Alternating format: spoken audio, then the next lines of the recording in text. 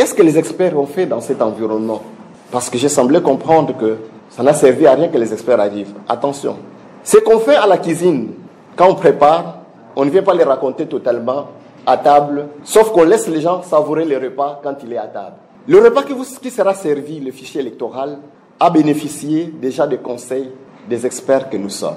Il y a un langage technique qui ne passe qu'entre techniciens.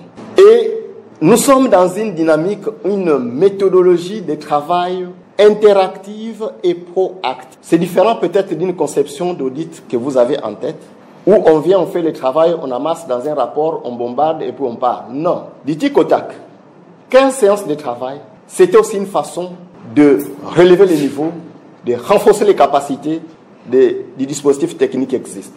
Mais aussi d'apprendre, ne vous en faites pas, vous avez de très bons éléments au Bénin, d'apprendre de Béninois, des techniciens béninois, comment ça se passe. Parce que nous sommes là comme des ambassadeurs venant d'ailleurs, mais nous sommes là comme des ambassadeurs amenant la nouvelle de Bénin ailleurs.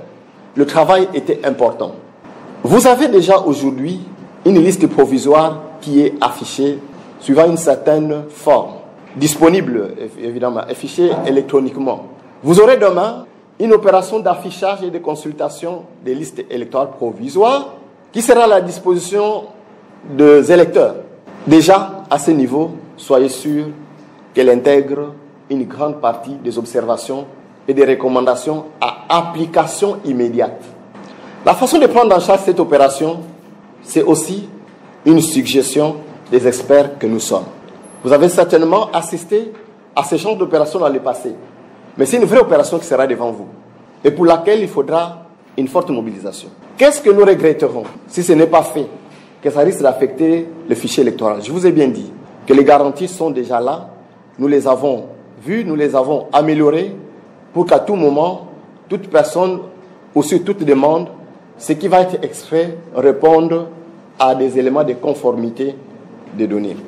Mais demain, si la participation n'est pas forte lors de l'affichage et la consultation des listes, il y a risque que vous retrouviez encore le jour du scrutin des plaintes liées à l'affectation des électeurs dans les centres de vote. Vous savez, votre service technique fait beaucoup et a beaucoup fait, mais votre service technique ne peut pas faire tout à la place de chacun d'entre eux. C'est la part de la population béninoise, c'est la responsabilité de cette population, mais c'est aussi la responsabilité des acteurs.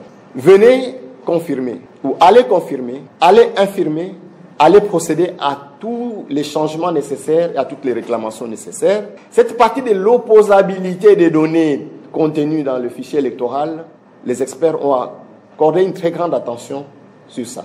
Ça fait partie de la transparence du travail de construction du fichier électoral. Et donc si ça ne se faisait pas comme il faut, ça sera une grande partie de l'espoir et des recommandations formulées pour rendre opposables ces listes. Une grande partie sera un peu déçue.